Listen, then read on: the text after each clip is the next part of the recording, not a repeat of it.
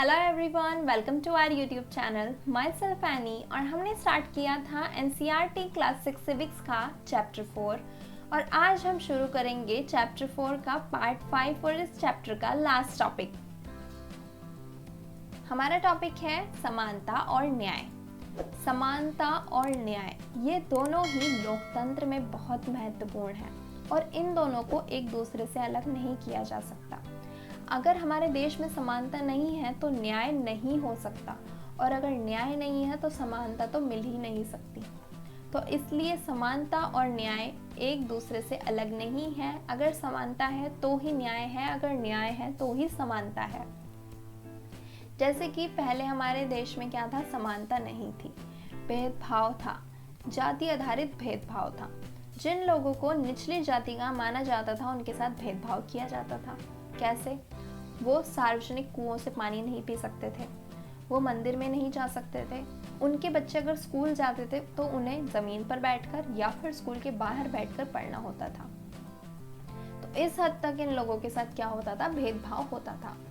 अगर हम मान लेते हैं इनके साथ भेदभाव होता है, इनके साथ असमानता है, तो क्या आपको लगता है इनको न्याय मिलेगा?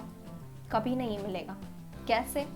अगर कोई निचली जाति का व्यक्ति है और वो क्या करता है, उसको बहुत ज़्यादा प्यास लगती है और एक दिन वो किसी कुएं से पानी पी लेता है और वो कुएं से पानी पीते हुए उसे कोई ऊंची जाति का व्यक्ति देख लेता है और उसके साथ मारपीट करता है। अब वो अपनी शिकायत लेके जाता है पुलिस के पास कि मेरे साथ एक व्यक्ति ने मारपीट करी है। तो पुलिस वहाँ पर उसकी कंप्लेंट लिखेगी ही नहीं। क्यों? क्योंकि जातिवाद है और जातिवाद में तो ये रूल है कि आप सार्वजनिक कुएं से पानी नहीं पी सकते। तो क्या उसको न्याय मिलेगा? उसको न्याय नहीं मिलेगा। तो जब तक हम समानता नहीं लाएंगे हमारे पास न्याय नहीं आ सकता। तो इसलिए न्याय लाने के लिए समानता जरूरी है और समानता के लिए न्याय जरूरी है। तो इसके लिए क्या हुआ, डॉक्टर अंबेडकर ने और बहुत से नेताओं ने मिलकर इस जाति प्रथा का विरोध किया और छुआछूत की प्रथा का अंत किया और हमारे संविधान में समानता के अधिकार की बात को शामिल किया। क्योंकि न्याय तभी प्राप्त हो सकता है जब सभी लोगों के साथ समान व्यवहार हो। अब क्या होता है, हमारे देश में सभी लोगों के साथ समान व्यवहार है, सभी लोगों के साथ समानता है।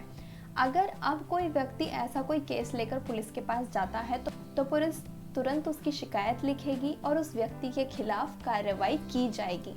तो इसलिए क्या होता है, समानता और न्याय एक साथ हैं, अलग नहीं है। समानता की वजह से यहाँ पर न्याय लाना आसान है।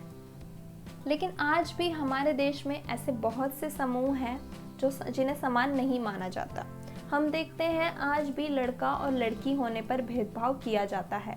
लड़कियों के साथ समाज में असमान व्यवहार होता है। ऐसी बहुत सी जगह हैं आज भी हमारे देश में जहाँ पर लड़कियों के साथ असमान व्यवहार होता है।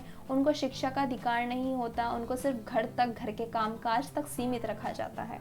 तो सरकार क्या करती है, ऐसे समूहों के लिए विशेष प्रावधान करती है, उनके लिए विशेष योजनाएं चलाती है ताकि इन लोगों के साथ, इन समूहों के साथ समान व्यवहार किया जा सके। जैसे कि सरकार ने देखा लड़कियों के साथ भेदभाव होता है, उनको शिक्षा का अधिकार नहीं है, तो सरकार ने योजना चलाई लाडली योजना। लाडली योजना में क्या है, अगर आप अपनी बेटी को पढ़ाते हैं और वो 12th क्लास तक पढ़ती है तो उसके बाद उसको क्या मिलती है, एक अमाउंट मिलता है, एक राशि मिलती है। तो इससे क्या हुआ, इससे जो लड़की का परिवार है वो लड़की को पढ़ाने के लिए प्रेरित हुए, लड़की की शिक्षा के लिए प्रेरित हुए।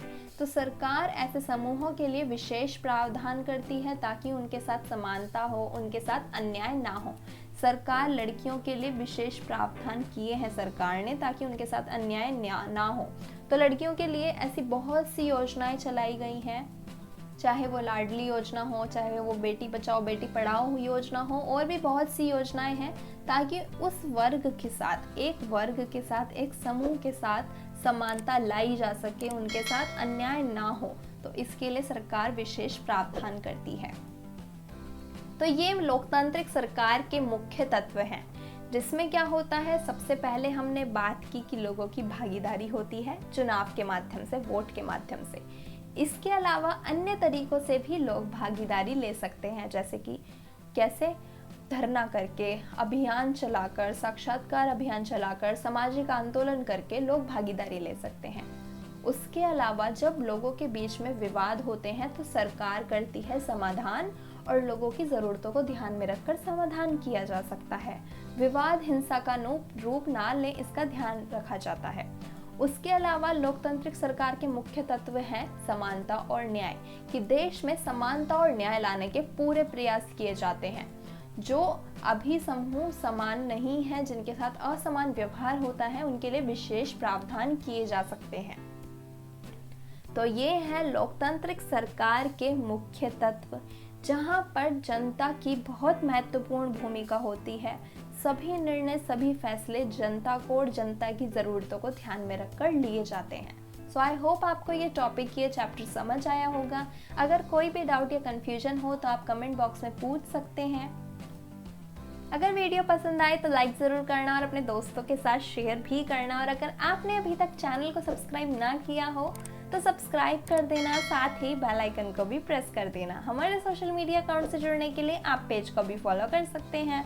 और इस टॉपिक के नोट्स एंड PDF आपको मिलेंगे टेलीग्राम चैनल पर, तो अभी जाकर आप चैनल को सब्सक्राइब भी कर सकते हैं। Thank you.